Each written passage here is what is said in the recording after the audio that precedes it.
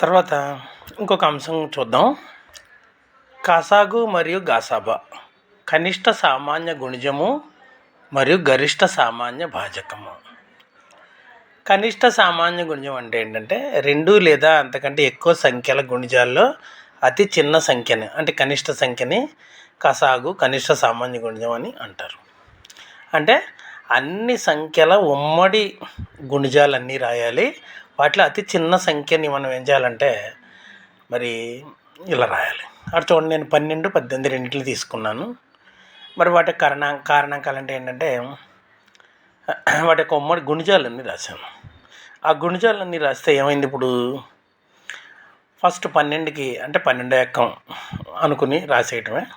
తర్వాత అంటే 12, 24, 36, 48, తర్వాత ఇంకా 60, 72, 84, 96, 108. అలాగే ఇక్కడ 18కి వచ్చేసరికి 36, 54, 72, 90, 108. ఇక్కడ ఏం చేయాలి, మనం రెండిట్లోనూ ఏమేమి ఉన్నాయి, ఇక 36 ఉంది, ఇక 36, ఇక్కడ కూడా 36 ఉంది మనకి. అలాగే రెండిట్లో కామన్గా తర్వాత ఏముంది, 72 ఉంది, ఇక 72 ఉంది. ఇక్కడ కూడా 108 ఉంది చూడండి, ఇక్కడ 108. అలాగే ఇక్కడ కూడా మనకి 108 ఉంది. ఇవి రెండిట్లోనూ కూడా ఉమ్మడి గుణిజాలన్నీ రాసాం అన్నమాట. ఈ ఉమ్మడి గుణిజాలన్నీ మనం వరుసగా రాస్తే ఏమైంది, 36, తర్వాత 72, తర్వాత 108. మరి ఈ రకంగా ఇంకా ఉంటాయి, ఇవే కాదు. కానీ ఈ ఉమ్మడి గుణిజాలన్నింటిలోనూ కనిష్ట గుణిజం ఏదైతే ఉందో దాన్ని ఏమంటామంటే కసాగు అంటాం. అంటే 12కి 18కి మనకి ఏంటనమాట, రెండిట్లకి కాసాగు ఏంటి, కనిష్ట సామాన్య గుణం 36. ఎందుకంటే ఈ రెండు నంబర్లు తీసుకున్నాము, ఆ రెండిటి యొక్క మరి గుణిజాలు రాసాం. అంటే మనం 12 ఒకట్ల 12, 12 24 అలా వరుసగా రాసుకుంటూ 12 9 108. అలాగే ఇక్కడికి వచ్చేటప్పటికి ఏమైంది, మనకి 18, 18 36, 13 54, 14 72, 18 90, 18 108 వరకు రాసాం. అయితే ఇక్కడ మనకు కొన్ని ఉమ్మడి గుణిజాలు ఉన్నప్పటికీ మనకు కావాల్సింది చిన్నదే కదా, కాబట్టి కనిష్ట సామాన్య గుణిజం మనకి ఎంత వచ్చింది, ఇక్కడ 36 రావడం జరిగింది. అలాగే గరిష్ట సామాన్య భాజకం. గరిష్ట సామాన్య భాజకం అంటే మనం రెండు కానీ అంతకంటే ఎక్కువ కానీ సంఖ్యలు తీసుకుని వాటి యొక్క గాసాబా కనుక్కోవాలనుకోండి. అప్పుడు ఏం చేయాలంటే ఆ సంఖ్యలని వాటి యొక్క భాజకాలన్నీ రాసి, ఇక్కడ భాజకం అంటే ఏంటి, కారణాంకాలు, వాటి కారణాంకాలన్నీ రాసి దాంట్లో గరిష్టమైనటువంటి కారణాంకాన్ని మనం గరిష్ట సామాన్య భాజకము అని అంటాం. లేకపోతే దాన్ని గసాక గరిష్ట సామాన్య కారణాంకము అని అంటాం. అర్థమైందా? ఇలాగ ఇప్పుడు మనం తీసుకున్నట్లయితే ఇప్పుడు ఫస్ట్ నేను ఏం తీసుకుంటాను, 18 తీసుకున్నాను.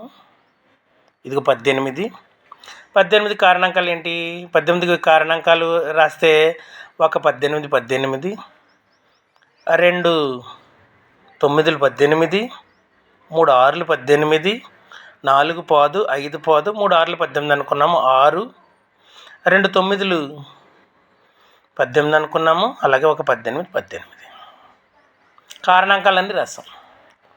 అలాగే 12 కారణాంకాలు రాస్తే ఒక 12, 2 6, 12, 2 6, 12, అలాగే 3 4 కూడా 12 వచ్చేసాయి మనకి. అంటే వీటిలన్నిటిలోనూ మళ్ళీ ఉమ్మడిగా ఏమేమి ఉన్నాయో చూసుకుందాం ఒకసారి.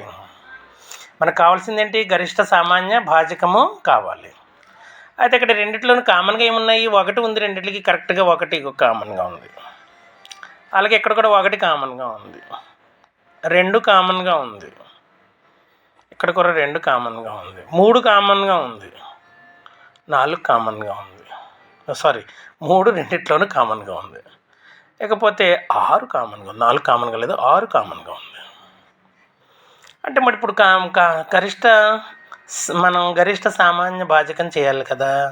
ఇప్పుడు రాసిన భాజకాలు అన్నింటిలోనూ కూడా ఉమ్మడి భాజకాలు రాసినట్లయితే 1, 2, 3 మరియు 6 వీటిలన్నిటిలోనూ గరిష్ట సంఖ్య ఏది, 6 కాబట్టి ఈ రెండింటి యొక్క గాసాబా ఏమవుతుందండి? ఈ రెండింటి గాసాబా మనకి 6 అవుతుంది. అది ఓకే. ఈ రకంగా మరి వీటిని ఎలా కనుక్కోవాలనేటువంటి కొన్ని పద్ధతులు ఉన్నాయి. ఆ పద్ధతులు కూడా మనం నేర్చుకుందాం. మరి కాసాగు గాసాబా 2 పద్ధతుల్లో మనం కనుక్కోవచ్చు. మొట్టమొదటిది ఇక చూడండి, కాసాగు గాసాబా కనుగొనే పద్ధతులు.